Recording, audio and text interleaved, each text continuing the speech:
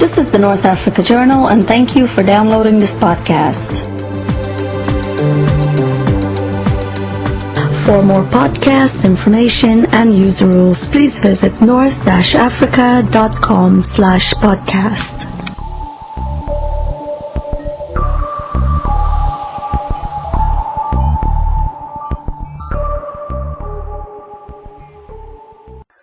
Hello, this is Arezki Daoud.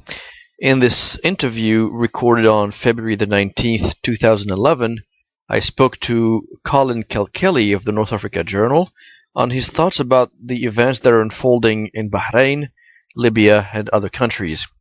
And I first asked him to compare and contrast the current situation there with a similar one he witnessed while living in Bahrain in the 1990s. So you lived in Bahrain, and so what's your assessment? From 1993 to 1994. In 1993, there was a fun run with scantily clad ladies, and no one thought anything of it in the expatriate community. And then they suddenly found that this fun run, there were stones being thrown, and the police had to be called out, and the thing escalated. And there was a GCC meeting in Bahrain,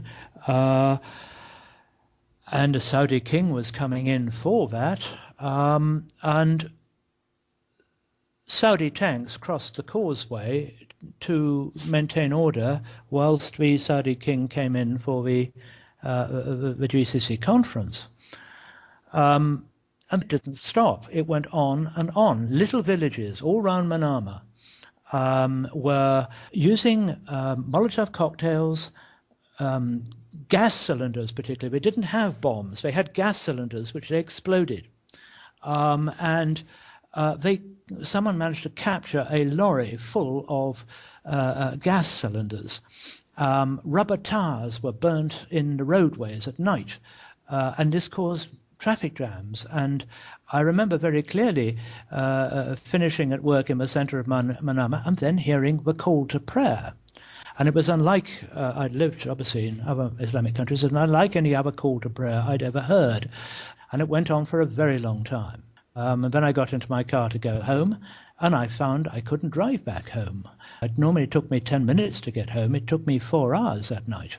And I had to go all around the coast roads and back in towards where I lived, and around the Salmania area actually, and I found when I got there that CS gas cartridges were piled up on the pavement, literally piled up in mounds. There were fires, and I got home, but I was absolutely gobsmacked, and it went on.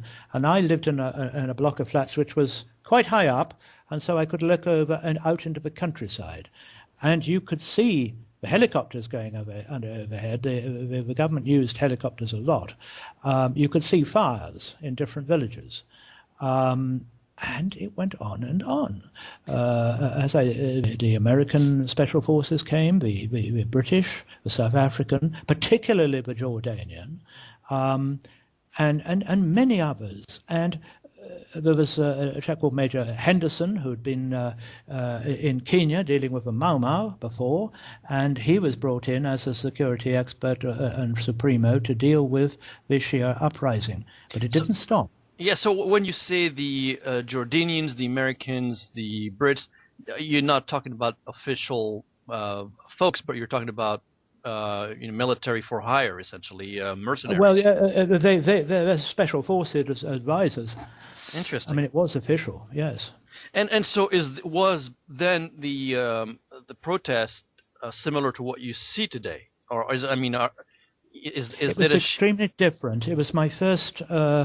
It's the first time that I'd witnessed something like this. I mean, obviously, I'd been in Pakistan, and so I'd seen what happened to Shias and what happened to reciprocating, but it wasn't of the same intensity because the Shia population in Bahrain is 60% Shia. Now I believe it's 70%. The ruling family is Sunni, and so you have a minority who are wealthy, and you have the Shias, who at that stage were not allowed passports, were not allowed decent jobs, in the government. They were allowed. They were given certain minor ministries, minor civil works that they could do, but they were very generally discriminated against, and they rose up. Undoubtedly, this was partly due to encouragement from Iran. There's no question about that. But you saw black flags everywhere, and you knew where a Shia quarter was because black flags were there. And there were restaurants that were burnt down. There were a number of Bangladeshis killed and burnt in a dormitory. It was quite frightening. Having experienced Pakistan during Benazir Bhutto's first government, with the MQM and the others fighting it out in the streets of Karachi, it wasn't like that. But it was distinctly creepy in feeling. And I remember going to a Polish friend's compound to get him out, to take him to the airport, and his family, and they were very frightened. And I think today, thinking of what's now happening, the worry is the young unemployed who have nothing to lose and then start rioting. But this went on in Bahrain for 4 years, nearly 5, I think, and people were killed. I think the official figures for the number of Shia killed was incorrect.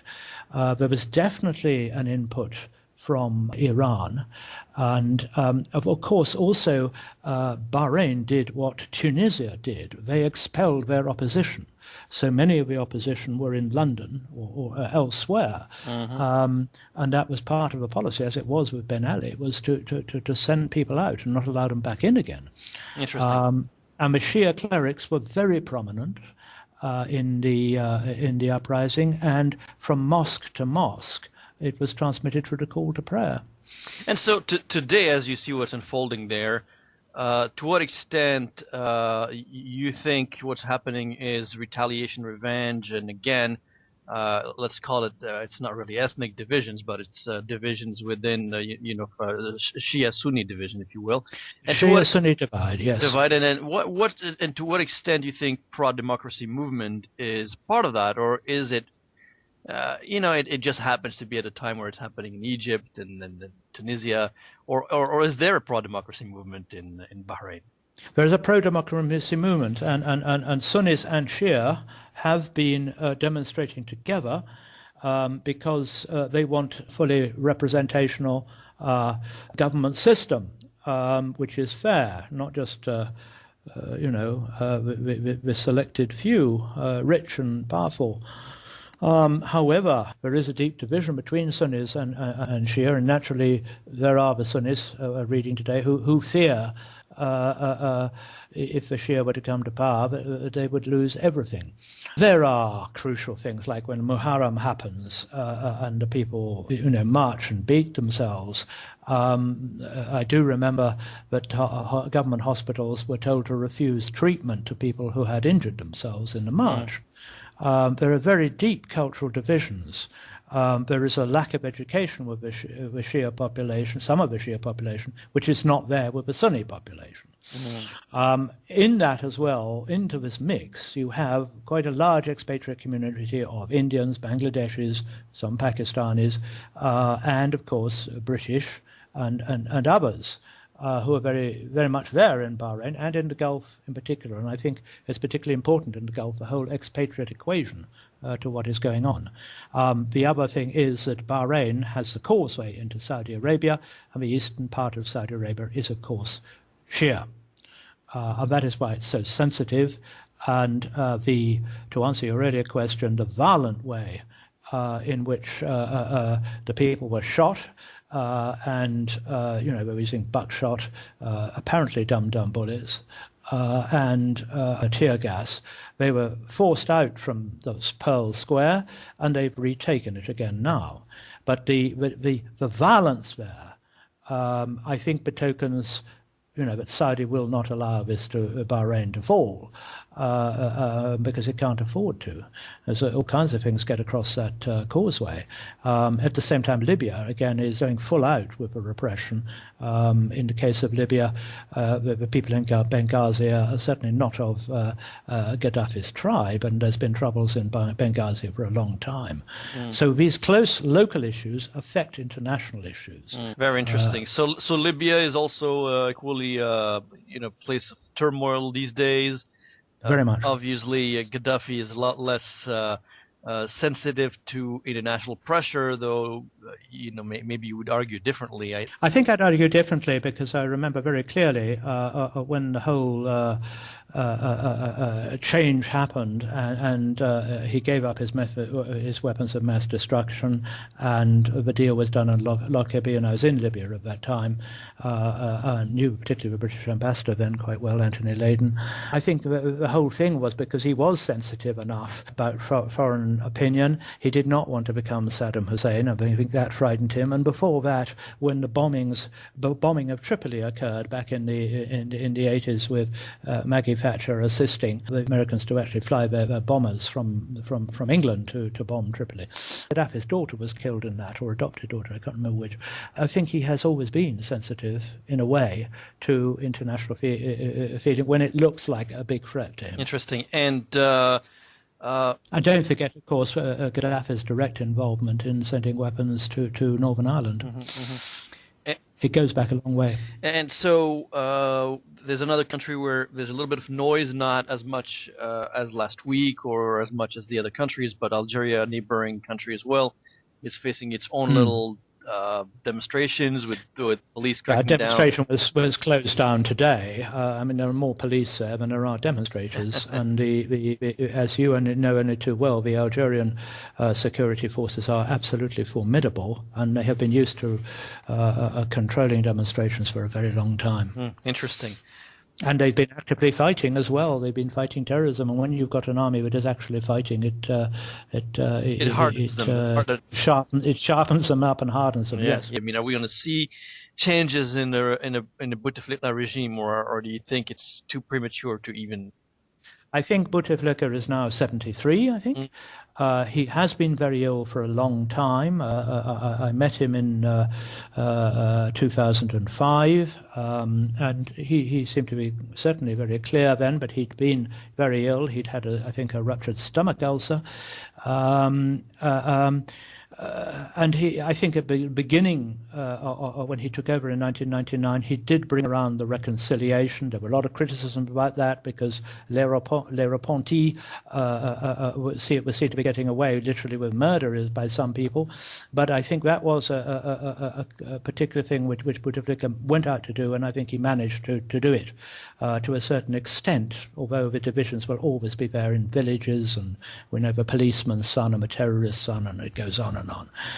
But I think now Bouteflika must be near the end of his time. The thing is that the time of reckoning with Mubarak, Ben Ali, even perhaps Gaddafi and Bouteflika has all come round about at the same time.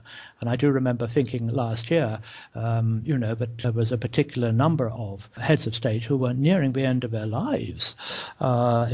People die, but there were many of them don't have successors worked out.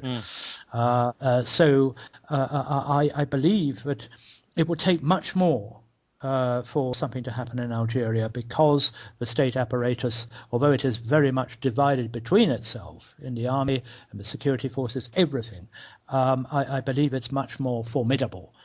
Interesting. So this winter of protest likely to spill over to beyond summer and fall and winter next. I think it's going to keep going. I think this incredible momentum of the Facebook generation, the young people, who have different systems of tweeting. It's a very active intelligence. Interesting. Well, we're going to certainly be watching, what's happening there, and we're going to be reporting as often as we can.